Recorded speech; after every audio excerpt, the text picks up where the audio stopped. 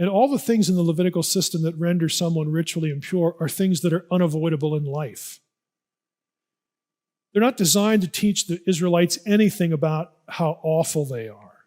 They're designed to teach the Israelites how human they are and how other, non-human, how above human God is.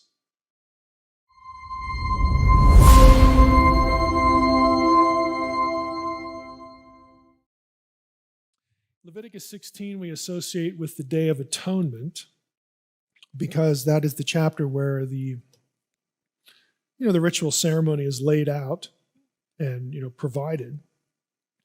Leviticus 16 and verse 8, again, we're familiar with the fact that Aaron is told to pick 2 goats. Again, they cast lots over the 2 goats. So we've got 2 goats. Aaron casts lots over them. One of the goats, again, if you did the reading for today, this is going to be familiar. Or if you just read Leviticus 16, one lot falls on a goat, and then that goat is for the Lord, for Yahweh. The Hebrew is I have in yellow here the preposition lamed plus the name Yahweh, Ladonai. The other goat is lamed and then another name. This goat is for Azazel.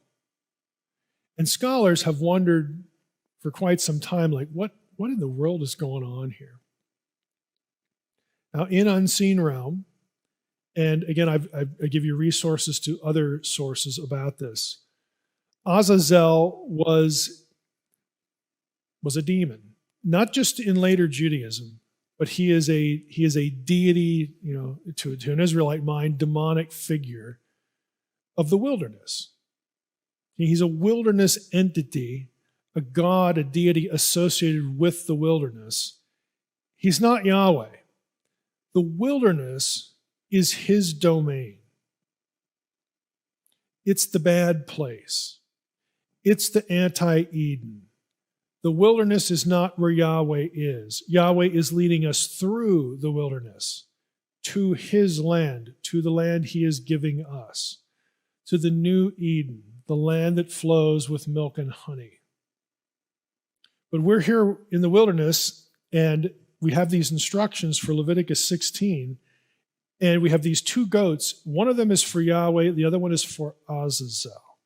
Now, this has raised the question, well, is this a sacrifice? Like, do you have God telling the Israelites to sacrifice a goat to a different God? No. If you actually look through and read Leviticus 16, only one of the goats is sacrificed. Okay, there's one goat that is sacrificed, before I get there, there's one goat that is sacrificed to Yahweh. The blood of that goat is applied to the structure of the tabernacle. It's sprinkled on the mercy seat where the Ark of the Covenant is. This is the Day of Atonement. It actually has nothing to do with the forgiveness of any individual sins. What this does, and again, we did a whole podcast series on the book of Leviticus. You can listen to Leviticus 16 and really Leviticus 1 through about 7, the sacrifices there. The blood is never applied to people. There are only 2 exceptions where blood is applied to people. And they have to do with the priesthood, sanctifying the priesthood, because they will occupy sacred space and perform various rituals to protect Yahweh's turf, to protect sacred space from defilement, and again, allow access to worshipers and people who bring offerings. The offerings are consistently about purging, cleansing sacred space so that the people are accepted into sacred space, or at least onto some part of sacred space, to bring their offering, regardless of whatever kind of offering it is. So the blood of the one goat is applied to the tabernacle itself. I like to compare the Day of Atonement to hitting the reboot button on your computer, because that's exactly what it did. It resets the tabernacle. You did this once a year. It resets the tabernacle to its original pristine conditions so that it can be used for another year. It's a reboot. It's a do-over. It's a renewal of the starting point. It's about sacred space. It's not about people. The blood is never applied to people. Now, the second goat, what is that? That is not sacrificed.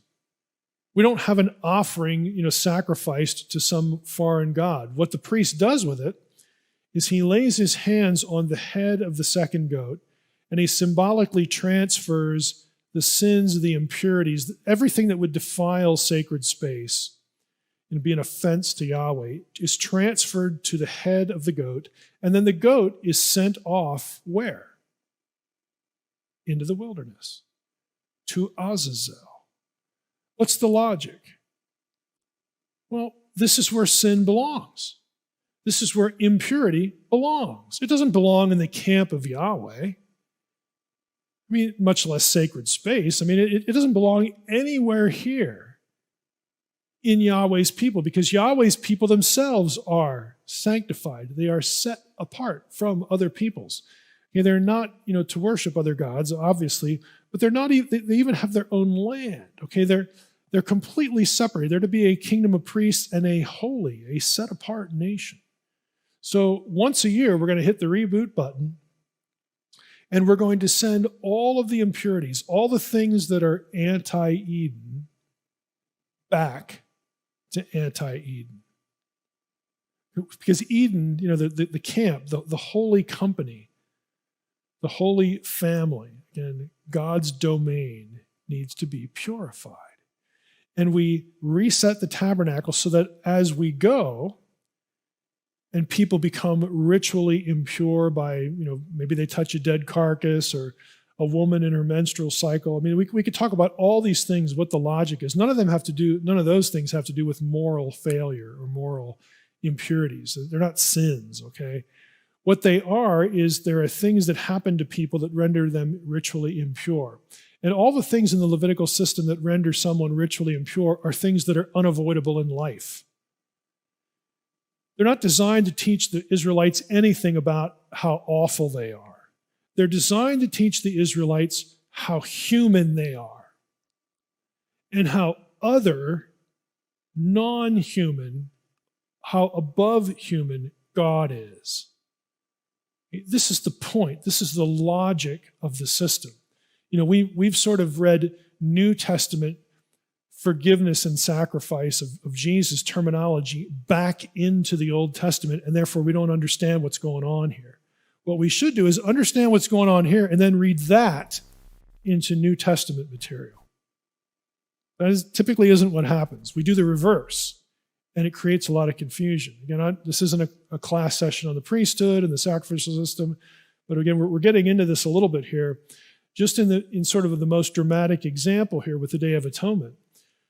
You put impurity and sin and defilement, and whatever label you want to put on it, everything that is anti-Eden, you cleanse the sacred space, you reboot the community, and you take all that stuff that is incompatible with the presence of God, and you put it out there because that's where it belongs.